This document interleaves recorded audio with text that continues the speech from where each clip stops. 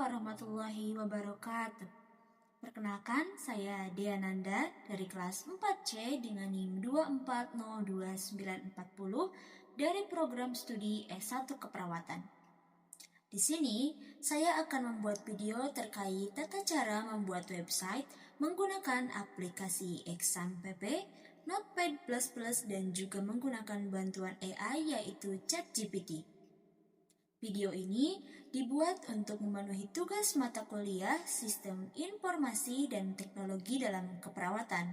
Untuk mengefektifkan waktu, kita langsung saja masuk ke tutorialnya. Oke, langsung saja ya. Jadi yang pertama ini, di sini saya sudah memiliki aplikasi Exam.pp-nya atau sudah terinstall gitu ya di laptop saya. Jadi kita langsung saja masuk ke aplikasi File Explorer-nya yang warna kuning ini di bawah. Kita klik, kita buka, kemudian pilih yang local disk, kemudian klik folder exam, scroll ke bawah, kita cari yang exam.control. Diklik. Kemudian, seperti ini tampilan pada aplikasi Exam.pp-nya. Kemudian, klik yang bagian Start, Apache, dan juga MySQL. Tunggu sebentar. Nah, di sini warnanya sudah hijau, artinya aplikasi Exam.pp-nya sudah aktif. Kemudian, kita scroll lagi ke atas dan buka folder htdocs. Nah, di sini kita harus membuat folder baru gitu ya, terkait tugas kita. Nah, di sini untuk nama tugasnya yaitu tugas mandiri.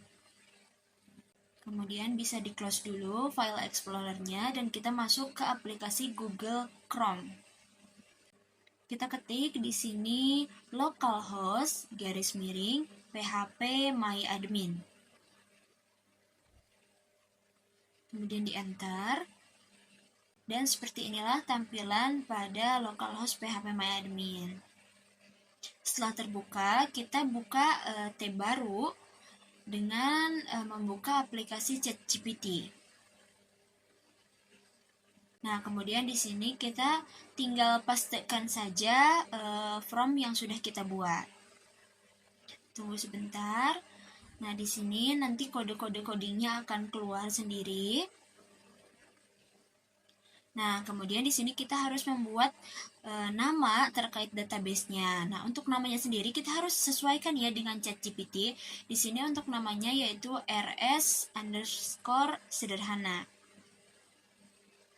Di copy, kemudian buka localhost, dipastekan di database name. Kemudian di create. Nah, apabila sudah tersimpan, kita masuk lagi ke ChatGPT-nya, kemudian copy di bagian tabel pasien. Kemudian masuk lagi ke localhost dan klik di bagian SQL dan pastikan di situ. Kemudian scroll ke bawah sedikit dan klik tulisan Go. Tunggu sebentar. Nah, apabila tampilannya sudah seperti ini, itu artinya sudah tersimpan. Next ke tabel yang riwayat kesehatan, di copy lagi, kemudian dipastikan di localhost di bagian SQL. Klik Go lagi.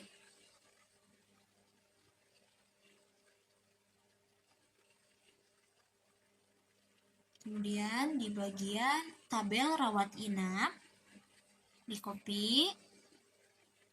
Setelah itu dipastikan di localhost di bagian SQL. Sama ya tata caranya seperti yang pertama tadi.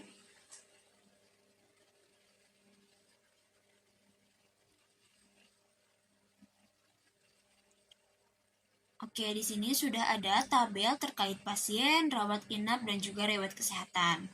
Kita next ke tata cara selanjutnya. Dahulu aplikasi Notepad++-nya dibuka. Kemudian kita masuk lagi ke ChatGPT. Nah, di sini kita di-copy dulu nih codingannya. Kemudian kita pastikan di Notepad++ tadi. Nah, setelah dipastikan, langsung disimpan. Kemudian taruh di bagian lokal disk, Exam.pp, folder htdocs, kemudian di folder yang tugas mandiri tadi. Nah, untuk namanya sendiri itu tuh harus sesuai sama ChatGPT ya. Di sini namanya yaitu koneksi.php. Di copy, kemudian dipastikan di file name-nya. Kemudian di save. Nah, di sini ada garis warna hijau yang artinya datanya sudah tersimpan gitu. Kemudian lanjut ke data yang selanjutnya yaitu input pasien.php. Kita copy, masuk lagi ke Notepad++ nya dan di sini kita pilih kertas baru atau kertas kosong ya. Kemudian dipastikan disimpan lagi ke local disk, exampp, htdocs, kemudian tugas mandiri. Namanya juga diganti tadi sesuai dengan ChatGPT yaitu input pasien.php. Kemudian di save, berwarna hijau yang artinya sudah disimpan. Lanjut ke data selanjutnya yaitu simpan pasien.php, di copy, dipastikan di kertas kosong, kemudian disimpan di bagian localhost, exampp, htdocs, dan juga tugas mandiri. Untuk nama filenya yaitu simpan pasien.php.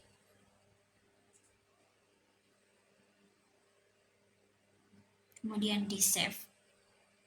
Nah, untuk tata caranya mah sama dari awal sampai akhir, mulai dari penggunaan tadi Notepad, dia itu sama aja. Di copy, kemudian dipaste di Notepad, disimpan di file yang sudah kita buat tadi.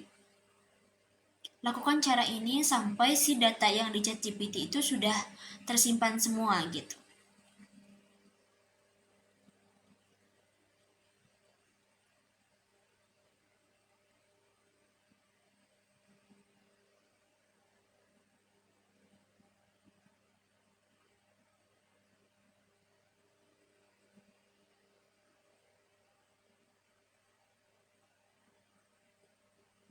Data selanjutnya terkait input rawat pasien. Diikuti saja step by step-nya, karena sama saja setiap data yang disimpan, tata caranya tetap seperti itu. Oke, ini data terakhir. Nah, apabila data semuanya sudah kita simpan, kemudian kita klik di New Tab dan ketik localhost garis miring nama folder kita tadi. Di sini nama folder saya sendiri yaitu tugas mandiri, kemudian di enter. Nah, nanti akan keluar tampilan seperti ini. Yang artinya data-data tadi sudah tersimpan dan masuk ke folder tugas mandiri kita. Nah, di sini kita bisa buka datanya satu-satu, mulai dari input pasien. Kita coba ya di sini. Untuk namanya itu ada Deananda, kemudian umurnya 19 tahun, alamatnya itu ada di Ciamis. Untuk nomor HP-nya sendiri yaitu ada, coba kita simpan dan ya datanya berhasil disimpan. Kita coba ke pasien yang kedua, yaitu ada teman saya Naisa. Kemudian kita coba simpan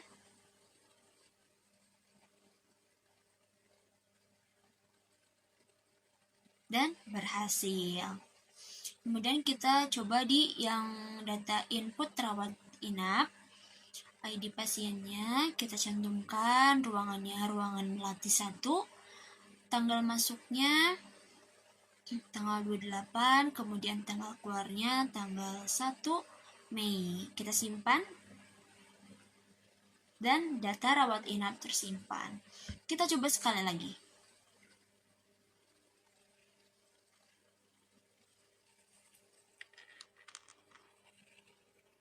Dan tersimpan juga. Lanjut ke input riwayat kesehatan pasien. Untuk ID-nya kita masukkan, penyakitnya di sini ada pneumonia. Kemudian alerginya itu ada debu. Kita coba simpan. Dan riwayat kesehatan tersimpan. Kita coba lagi. ID pasiennya nomor 2. Untuk penyakitnya itu ada hipertensi. Kemudian alerginya itu ada obat sulfa. Kita coba simpan dan riwayat kesehatan tersimpan.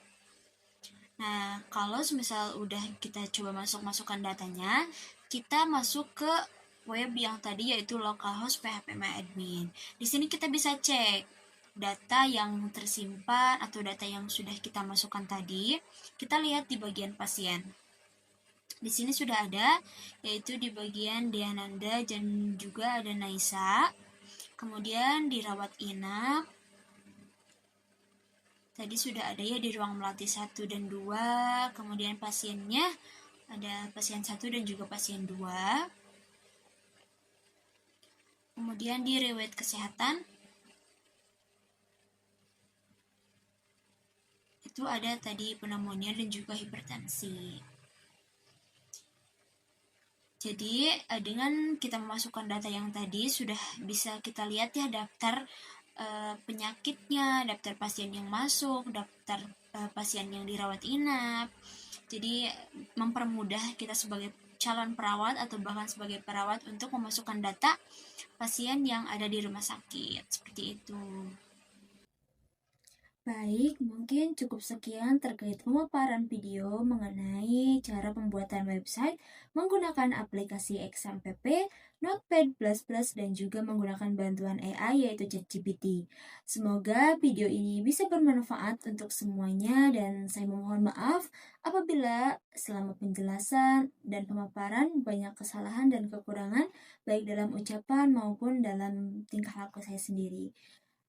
Terima kasih atas perhatiannya. Wassalamualaikum warahmatullahi wabarakatuh.